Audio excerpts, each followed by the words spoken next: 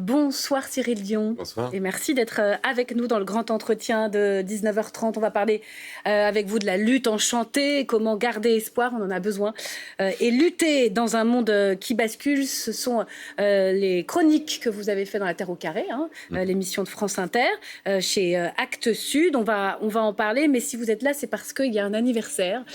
Dans un contexte bien particulier, il y a 10 ans, jour pour jour, Laurent Fabius donnait un petit coup de marteau historique en forme de feuille. Vous allez le voir, 10 ans après, le contraste est saisissant du côté de Washington. Regardez. Je n'entends pas d'objection. L'accord de Paris pour le climat est accepté.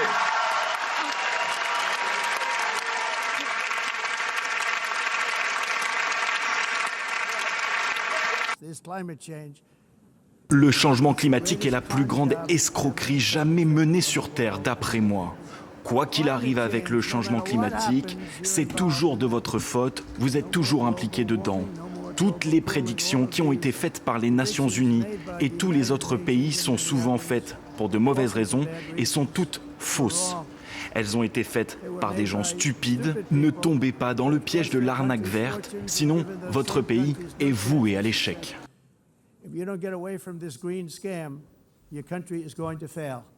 Voilà, on ne va pas être binaire, mais quand même, le contraste est très, très saisissant. On a l'impression que le consensus scientifique sur le réchauffement climatique a été vraiment remis en cause, et dans plusieurs pays, à commencer par les États-Unis. On a le sentiment qu'un backlash écologique est en train de triompher sur la planète. Est-ce que vous partagez ce sentiment ? De triompher, non. En revanche, que le backlash existe, oui. Ça, c'est ce certain. retour de bâton et qu'il y a sur beaucoup les questions écologiques. une sorte de retour de flamme. C'est pas la première fois que ça existe. Dans les années 80 déjà, il y avait un énorme backlash parce qu'il y a eu un mouvement écologiste très puissant. En 1970, précisément, premier jour de la Terre, 20 millions d'Américains dans les rues pour demander une politique plus écologique du pays. Et dans les années 80, tout ça a été balayé, notamment par des grands industriels qui ont financé des études pour semer le doute sur la réalité du changement climatique. Ça a été largement documenté, notamment dans un livre qui s'appelle « Les marchands de doute » de Naomi Oreskes. Oui, on sait maintenant que Exxon, Total en France, Elf ont payé des scientifiques pour laisser supposer que la responsabilité des humains dans le changement climatique n'était pas avérée. Mm-hmm. Et bien là, il est en train de se passer exactement la même chose. Et la France n'est pas épargnée par une certaine forme de populisme vert, on appelle ça comme ça. On voit même une forme de désinformation climatique dans un certain nombre de médias, par exemple sur CNews ou sur Sud Radio. Cota Climat, qui a monté un observatoire justement de la désinformation climatique, compte que c'est toutes les 40 minutes pour l'un et toutes les heures pour l'autre qu'il y a une information climato-sceptique sur leur chaîne. Mm-hmm. Donc ce qui est extrêmement grave, puisque aujourd'hui les scientifiques sont sûrs à quasiment 100% que le réchauffement climatique est vraiment dû à l'activité humaine, contrairement à ce que dit Donald Trump, qui est un menteur invétéré, on le sait maintenant. Les prévisions qui ont été faites par les scientifiques, notamment celles du GIEC, mais on pourrait aussi parler de celles de la NASA, se sont totalement confirmées. Les scénarios sont même parfois un petit peu plus graves que ce que le GIEC, qui est souvent conservateur, avait prévu. Et on est aujourd'hui en train de dépasser la limite, justement, que les accords de Paris avaient fixés. On va y venir. Expliquer le paradoxe simplement du fait c'est les raisons. Il y a quand même des manifestations très fortes du changement climatique qui ne peuvent pas être attribuées, je veux dire, à des variations saisonnières. Il y a eu des inondations terribles dans le Pas-de-Calais, des feux, des méga-feux. Évidemment, en France, on a eu déjà en Gironde, je veux dire, c'était dans l'Aude, des pays, et dans l'Aude, c'était des paysages à chaque fois de désolation. Comment expliquer que les gens ne croient pas, y compris ce qu'ils voient, ce qu'ils ressentent, ce qu'ils perçoivent? Mais en fait, les gens croient ça. Il y a une étude qui a été publiée. Ils oublient le temps très vite. Non, pas forcément. En fait, c'est plus compliqué que ça. C'est-à-dire qu'il y a un bruit médiatique qui est considérable. Ils élisent quand même des représentants, le pied sur le frein. C'est pas uniquement les médias ou certains médias. Si on découpe les choses, il y a une étude qui a été publiée par la revue Nature, qui est une des plus grandes revues scientifiques du monde, qui a interrogé des gens dans tous les pays, et qui est une étude qui va au-delà d'un sondage, qui est vraiment une étude sérieuse et conséquente. Plus de 80% des habitants de cette planète, y compris les Français, sont inquiets à cause du réchauffement climatique et veulent que leur gouvernement agisse de façon plus déterminée. 80%, ce qui est complètement différent de ce qu'on a l'impression d'entendre aujourd'hui dans les médias. En revanche, et je me réfère à un livre qui vient de sortir aux éditions du Seuil qui s'appelle Green Backlash, 40 chercheurs et chercheuses qui ont cherché à comprendre pourquoi ce backlash arrivait. Et leurs conclusions sont que, véritablement, ce sont des intérêts économiques qui, aujourd'hui, s'inquiètent des politiques qui seraient mises en œuvre si, véritablement, on allait vers une société plus écologique, parce que ça remettrait en question un certain nombre de leurs intérêts, qui, aujourd'hui, achètent des médias, font passer des messages. Bien sûr, il y a des lobbies, il y a des grosses entreprises qui ont un agenda qui pèse, forcément. Mais est-ce qu'il n'y a pas la question, enfin, c'est une expression que vous n'avez pas aimée, je vous la soumets, de l'écologie punitive. On l'a vu avec la taxe carbone, on l'a vu avec les gilets jaunes, on le voit encore là sur les prix de l'énergie aujourd'hui. Est-ce on n'est pas allé, parce que ça devient critique justement, trop vite et trop fort. En France, moratoire sur les énergies renouvelables, arrêt des ZFE. Moratoire sur les énergies fossiles. Oui, fossiles. Il y a des parlementaires qui veulent faire un moratoire sur les énergies renouvelables, hein, à droite notamment. Ça n'est pas encore le cas. Il y a encore des éoliennes, il y a encore des panneaux solaires. Mais il y a peut-être dans la gouvernance, dans la manière de faire, peut-être un bilan critique à mettre sur la table. Oui, mais ce bilan critique, si vous regardez... Parce que, par exemple, on entend beaucoup de critiques à l'égard des écologistes, comme si c'était de leur faute s'il y avait une sorte d'écologie punitive. Vous avez déjà vu un gouvernement écologiste, vous ? Non, en revanche, il y a des mairies écologistes, et si j'en crois les sondages actuellement, les maires sortants ne se portent pas hyper bien. La taxe carbone dont vous parliez, les ZFE, c'est pas les maires. Hein. Mais, non, naturellement. Non. Mais c'est vrai que si vous demandez aux gens, par exemple, spontanément, vous leur demandez, vous voulez moins de béton, naturellement, ils veulent moins de béton. Une qualité de l'air supérieure, bien sûr. Quand vous traduisez ça en termes de politique publique, le zéro artificialisation nette, les zones à faible émission, tout de suite, un vent de contestation. Comment on explique ça ? Parce qu'en fait, personne n'a envie qu'on lui impose des choses de force. En revanche, et ça, c'est des processus, par exemple, comme celui de la Convention citoyenne pour le climat, que j'avais proposé à Emmanuel Macron, et qui a réuni 150 personnes tirées au sort qui ont travaillé pendant 9 mois. Les gens sont prêts à trouver des solutions quand on leur donne la possibilité de participer aux décisions. C'est la même chose, par exemple, dans un certain nombre de pays scandinaves, où le problème des éoliennes qui est prégnant ici n'existe pas là-bas parce que ce sont des parcs citoyens. Donc les gens peuvent décider ensemble. Donc c'est l'association du citoyen à la décision. Ah oui. Toujours cette question-là. Complètement. Et aujourd'hui... Mais quand vous voyez par exemple le tournant dans l'agriculture, on voit bien que c'est très compliqué. Regardez, il y a un nouveau syndicat qui émerge, la coordination rurale, qui est proche du Rassemblement national, ils ne s'en cachent pas, et qui a aussi le pied sur le frein sur la transition écologique, alors qu'ils en sont eux-mêmes victimes. Mais je vais vous dire quelque chose de malheureusement assez simple. C'est-à-dire que là, je regardais, avant de venir, une vidéo d'un climatologue qui s'appelle Peter Kalmus, qui travaille pour la NASA, qui dit « Je ne veux pas avoir l'air d'exagérer, mais si on continue sur la trajectoire actuelle, on va compter le nombre de morts en milliards, pas en millions. » Il y a des études qui, aujourd'hui, parlent d'1 milliard de morts liées aux conséquences du changement climatique à la fin du siècle. Qu'est-ce qui est punitif ? Non, mais... Vous savez que vous avez eu une phrase qui a été incomprise. Je me permets de vous le rappeler parce que vous n'avez pas eu l'occasion de vous en expliquer. C'est vrai que le réchauffement climatique va faire des victimes et en très grand nombre. Et il y a toute la question de savoir jusqu'où il faut le dire, jusqu'où il faut alerter. Vous avez eu des mots sur France 5, dans l'émission de Caroline Roux, c'est dans l'air, sur la pollution de l'air et les morts causées par cette pollution. Vous avez dit... que le terrorisme islamiste a fait 273 morts en France, la pollution de l'air, je vous cite... Entre 2012 et 2023. Voilà, exactement. Ça a fait entre 500 000 et 1 million de morts en 10 ans. Et vous avez posé cette question, qu'est-ce qui nous rend le plus en insécurité ? Et ça a choqué, ça a heurté, forcément, parce que ça a donné le sentiment que vous minimisiez la gravité de ces attentats et des victimes. D'une part, je ne minimisais pas du tout ça. C'est ce que j'ai expliqué juste après. J'avais des amis qui étaient au Bataclan, qui ont vu leurs amis mourir sous leurs yeux, qui ont rampé sur leur corps pour pouvoir s'enfuir. J'ai des amis qui étaient dans la rédaction de Charlie Hebdo. Donc je ne minimise en aucune façon l'horreur du terrorisme et la nécessité de se battre contre le terrorisme. En revanche, mes propos ont été sortis de leur contexte. Vous ne regrettez pas ? Je ne comparais pas les morts. Je comparais le traitement de l'insécurité.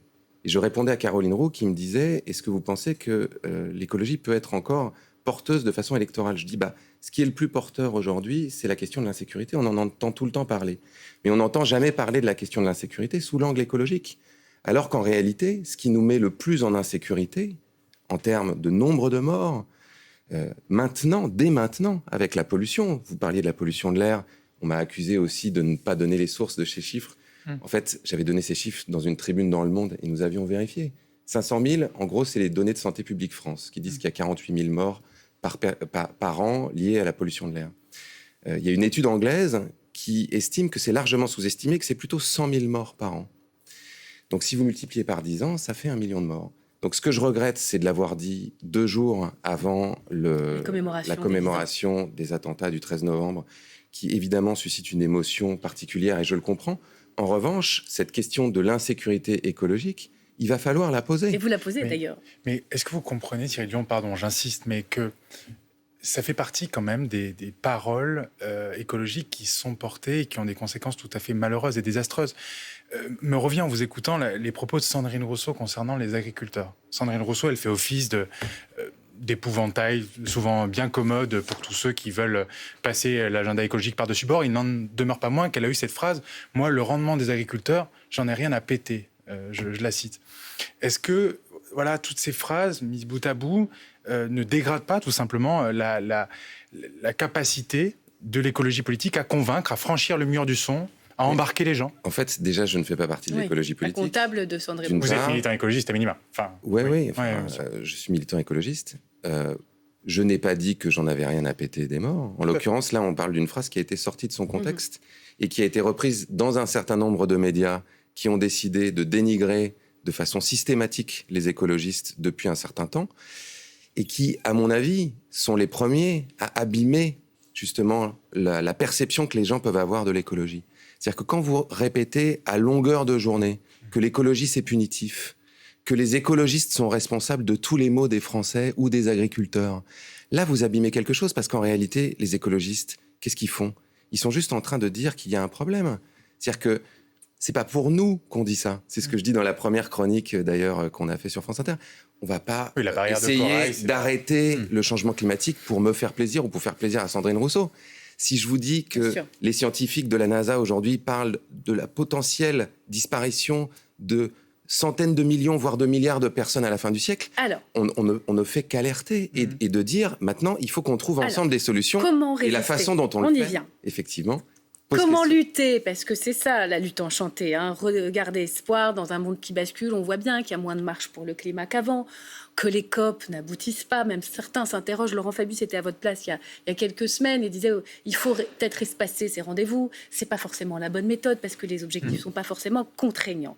Pour faire émerger un sursaut, vous liez 2 combats. Le combat pour le climat au combat pour la démocratie. On va voir un extrait de votre prochain documentaire, Démocratie maintenant. Ça va, vous, en ce moment? Ça se passe comme vous voulez. Vous vous sentez pas un peu...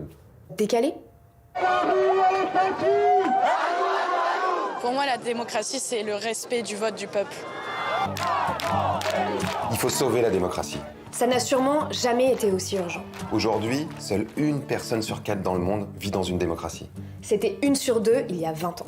Partout, les libertés sont attaquées. Alors, pour nous permettre de faire ce film, on a besoin de vous. Voilà, il y a un appel aux dons, on va renvoyer sur les réseaux de démocratie, sur Ulule demain. Pourquoi ces 2 batailles, elles sont liées? En fait, la question démocratique et la question écologique sont vraiment intrinsèquement mêlées. C'est d'ailleurs ce que les chercheurs et les chercheuses du livre du Seuil, Green Backlash, pointent également. D'une part parce que dans tous les pays où la qualité démocratique est plus haute, on voit que la politique écologique est plus ambitieuse. Par exemple, dans les pays scandinaves, on voit une très forte qualité démocratique et ça va de pair avec une très ambitieuse politique écologique. Alors, qu'est-ce que vous appelez la démocratie? Parce que c'est vrai qu'il y a un gros débat, pour ne pas dire une grosse bataille, puisque les Américains de Donald Trump nous disent qu'on n'est plus en démocratie, parce que la souveraineté populaire ne serait pas respectée. Est-ce que c'est l'état de droit pour vous qui va avec la démocratie, c'est-à-dire la séparation des pouvoirs, c'est-à-dire la liberté de la presse notamment? En fait, on voit une dégradation de la qualité démocratique un peu partout, malheureusement. On donnait ces chiffres. Aujourd'hui, il y a plus de 28% des gens qui vivent dans un pays qualifié comme démocratique, pour plusieurs raisons. La première, c'est que là, aujourd'hui, on vit dans des démocraties représentatives. Une démocratie représentative, ça marche à partir du moment où vos représentants, les gens pour qui vous votez, vont dans le sens de la volonté populaire. Quand on s'est retrouvé, par exemple, dans une situation comme la réforme des retraites en France, où on voit qu'il y a entre 72 et 90% de la population qui s'oppose à cette réforme, que tous les syndicats sont vent debout, qu'on n'arrive même pas à la faire passer à l'Assemblée, c'est-à-dire qu'on n'arrive pas à dégager de majorité, mais que cette réforme passe quand même par le 49.3, donc par une forme de brutalisme constitutionnel, là on voit qu'il y a un décalage entre ce que la population dit et ce que les représentants font. Ça, ce décalage-là, il existe malheureusement de tout temps. Là encore, C'est quoi ? C'est une sortie de la démocratie pour vous ? Parce qu'il est démocratique, cet article. En fait, c'est pour ça qu'on appelle ça du brutalisme constitutionnel. D'accord. C'est-à-dire que c'est constitutionnel. C'est-à-dire qu'on D'accord. va aux limites de ce que la loi permet, mais sans véritablement écouter Ça ce que fait la mal, mais population on a le dit. droit. C'est-à-dire qu'on a le droit, mais on se détache de plus en plus de ce que la population voudrait. Ça, c'est quelque chose qui est un problème de fond de nos démocraties. C'est que là aussi, on a des études qui le racontent, universitaires, de plus en plus nombreuses. L'immense majorité des décisions publiques sont orientées par les 10% les plus riches de l'élite économique, pas par les personnes qui votent.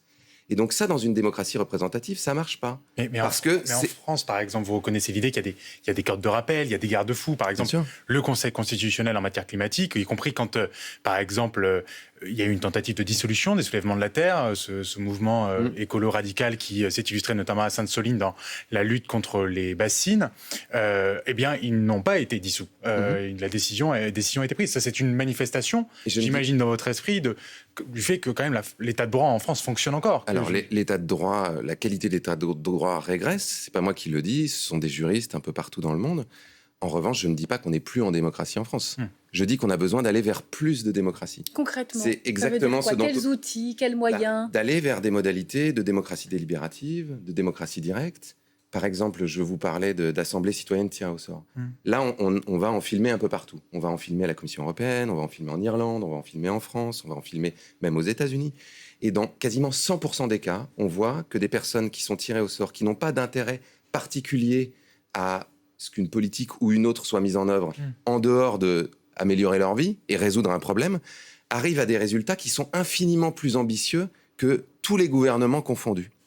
Et que si on adjoint à ces processus délibératifs des processus de démocratie directe, donc par exemple ce qui s'est passé en Irlande, c'est-à-dire qu'une assemblée citoyenne tirée au sort travaille une question épineuse qui crée du conflit dans la société. Donc là, il s'agissait de savoir si on changeait la Constitution pour y mettre le droit à l'avortement ou le mariage pour tous. Ils travaillent pendant plusieurs mois, à ciel ouvert, tout le monde peut voir ce qui se raconte, le débat peut avoir lieu dans la société, ils formulent des propositions et ces propositions sont ensuite soumises à référendum. Mais il se trouve qu'en Irlande, les 2 propositions ont été acceptées, donc l'Assemblée citoyenne a dit « on pense qu'il faut changer la Constitution pour intégrer le mariage pour tous, pour intégrer le droit à l'avortement ». Ça, c'était la proposition de l'Assemblée citoyenne. Et 60% des Irlandais ont voté oui, on dit « effectivement, on pense que c'est une bonne idée ». Et ça s'est fait dans un climat social très apaisé, contrairement à ce qu'on a pu vivre en France. Depuis, en Irlande, c'est devenu le mécanisme institutionnel pour changer la Constitution. Si vous voulez changer la Constitution, il faut tirer au sort des citoyens et faire un référendum derrière. Ça nous ramène à la fameuse Convention citoyenne pour le climat. Vous en étiez l'un des garants, vous avez joué le jeu et puis vous avez été très très amer dans de nombreuses interviews. Vous n'avez pas caché après la non-reprise sans filtre, c'était l'expression à l'époque, de l'ensemble de ces conclusions. Il y a quand même eu une loi climat, mais insuffisante à vos yeux. Depuis, il y a d'autres systèmes de conventions citoyennes. On a vu récemment sur la fin de vie et sur le temps scolaire. Avec le recul, est-ce que vous êtes toujours aussi sévère sur Emmanuel Macron, qui a utilisé ces nouvelles mobilisations démocratiques, ces nouveaux outils, peut-être sans aller exactement jusqu'au bout, mais est-ce que vous revoyez un petit peu avec plus d'indulgence votre jugement de l'époque ou pas ? En fait, il y a des bonnes intentions chez Emmanuel Macron. C'est-à-dire qu'on peut vraiment lui reconnaître le fait d'avoir accepté de faire la Convention citoyenne pour le climat et de l'avoir financée. C'était quand même un gros investissement et un gros travail. C'était d'une certaine façon bien de faire le grand débat, de faire les cahiers de doléances, c'est-à-dire d'ouvrir la parole. Mais après, est-ce qu'il est converti à cette façon de faire, à cette nouvelle... Le grand problème... Si on n'en fait rien, ça ne sert à rien. Le grand problème de ces mécanismes, c'est que si vous vous contentez de faire travailler les gens pour qu'ils vous fassent des propositions et qu'ensuite vous ne les appliquez pas, c'est presque pire. Oui, sur la fin de vie, il y a eu tentative. C'est la crise politique qui n'a pas permis. Absolument. Et le blocage. C'est pour ça qu'il faut, à mon sens, institutionnaliser ces processus pour qu'il y ait une règle. C'est-à-dire que ça ne soit pas au bon vouloir d'Emmanuel Macron ou de n'importe quel président de la République de dire ce qu'on va faire des propositions. Il faut que ça soit un mécanisme qui fonctionne avec une règle du jeu qui sera respectée jusqu'au bout. Sur la démocratie directe et participative, quand même, pour dénouer certains conflits d'usage, on va au-devant d'un certain nombre de conflits d'usage avec le changement climatique. En particulier, je pense à l'eau. Ouais. On a eu beaucoup d'espoir. Moi, je me souviens, en tant que journaliste, avoir été notamment dans les Deux-Sèvres, sur une possibilité une démocratie locale qui vise à répartir des quotas d'utilisation de l'eau. Et puis, on s'est aperçu que tout est parti complètement en vrille, en réalité, avec le point d'orgue de Sainte-Soline, où d'un côté les irrigants et de l'autre les militants écologistes étaient à couteau tiré. Est-ce que, quand même, il faut continuer d'aller vers ça, espérer que la démocratie participative, des assemblées délibératives peuvent parvenir à dénouer comme ça des conflits d'usage extrêmement forts, parce que l'eau, c'est vital. Mais ça le fait déjà. Ça le fait déjà à plein d'endroits. Encore une fois, il faut simplement que ces processus aillent à leur terme et que les élus acceptent de laisser une partie de leurs prérogatives, de les partager avec les citoyennes et les citoyens. On a des exemples, par exemple, très intéressants. Il y en a eu à Clermont-Ferrand, il y en a eu à Rennes, il y en a eu à Poitiers, d'assemblées de codécision. C'est-à-dire que ce sont des citoyennes et des citoyens qui formulent des propositions, par exemple, qui les soumettent aux services techniques de la mairie en leur disant « est-ce que c'est faisable ?» Les services techniques apportent leur expertise. Donc les citoyennes et les citoyens revoient leurs copies. Ensuite, ils les envoient aux élus en leur disant « est-ce que vous avez des objections ?» Les élus peuvent formuler des objections, ce qui conduit les citoyennes et les citoyens à revoir leurs copies et ensuite à reformuler leurs propositions. Dans 80% des cas, du coup, elles étaient adoptées. Donc on voit bien que... Et c'est ça la lutte enchantée ? Et oui, mais en fait, moi, partout dans le monde, je rencontre des gens extraordinaires qui font des choses extraordinaires. Les gens ont envie de participer à trouver des solutions. Quand on a fait le film Demain, quand on a fait la série Un monde nouveau avec Thierry Robert, on s'est bien rendu compte que des personnes qui réinventent l'agriculture, des personnes qui réinventent la façon de produire de l'énergie, des gens qui réinventent l'éducation, des gens qui ont créé des nouveaux modèles démocratiques, des gens qui font de l'urbanisme. Donc ça veut dire que cette polarisation où finalement on n'arrive plus à se parler, quand vous parlez aux gens sur le terrain, vous la constatez pas. Mais en fait, là encore, je suis désolé, je suis un peu obsessionnel avec ça, mais quand vous mettez les gens chez eux devant des écrans toute la journée, que ce soit les réseaux sociaux ou que ce soit la télévision, bon, ils peuvent regarder France Info, c'est plutôt mieux, mais que vous les isolez et que vous les matraquez avec des messages qui sont des messages de peur, des messages de, je ne vais pas dire de haine, mais en tout cas qui montent les gens les uns contre les autres. Que vous avez des bulles de filtre avec les algorithmes qui font que vous n'êtes soumis qu'à des gens qui ont le même point de vue que vous. Au bout d'un moment, vous ne savez plus comment rentrer en dialogue. Moi, je le vois même avec des amis à moi, où on regarde les mêmes faits et on les interprète de façon complètement différente. Pour résoudre ça, on a besoin de réparer la société, de se retrouver dans la même pièce. De se déprendre aussi des réseaux. C'est un des combats d'ailleurs d'Emmanuel Macron pour lutter contre la désinformation. C'est son nouveau combat, y compris climatique. Peut-être interdire les réseaux pour les moins de 15 ans. En tout cas, il y a toute une politique sans écran. Sans vous faire réagir là-dessus, je voulais... concrètement, vous êtes allé aux États-Unis, je crois. Oui. Qu'est-ce que vous avez compris de cette société ? Vous êtes allé voir la jeunesse. J'ai vu qu'il y avait des extraits dans la bande-annonce de jeunes, justement, sur le climat, des Trumpistes, des pas Trumpistes. Comment ça se passe entre eux ? Et là encore, c'est phénoménal. C'est-à-dire qu'on avait un personnage, une jeune femme républicaine, mais vraiment hyper Trumpiste, et qui l'est toujours d'ailleurs, puisqu'on continue à la suivre sur les réseaux, qui était face à des jeunes démocrates bon teint de la côte, et qui au départ était dans une espèce d'antagonisme impossible à résoudre, et qui, grâce au mécanisme de délibération, en fait, c'était quelque chose qui était organisé par l'université de Stanford, qui s'appelle American One Room. Donc c'est justement cette idée de, on arrête d'être sur les réseaux, on arrête d'être devant des écrans, et on se remet tous dans la même pièce. Il faut déjà accepter d'y aller. Voilà, il faut accepter d'y aller. Mais à partir du moment où ils se remettent tous dans la même pièce, qu'ils entendent tous la même chose au même moment et qu'ils acceptent de se parler, c'est-à-dire qu'ils acceptent de comprendre que l'autre regarde le monde depuis un autre point de vue, et c'est pas grave, on a le droit de ne pas être d'accord, mais on peut accepter de dialoguer. Et il se passe quelque chose. Non seulement il se passe quelque chose, mais à la fin du week-end, ils ont changé d'avis sur énormément de sujets, et des deux côtés, ils ont fait des pas l'un vers l'autre. Bon, on verra ça donc. Appel aux dons, démocratie maintenant.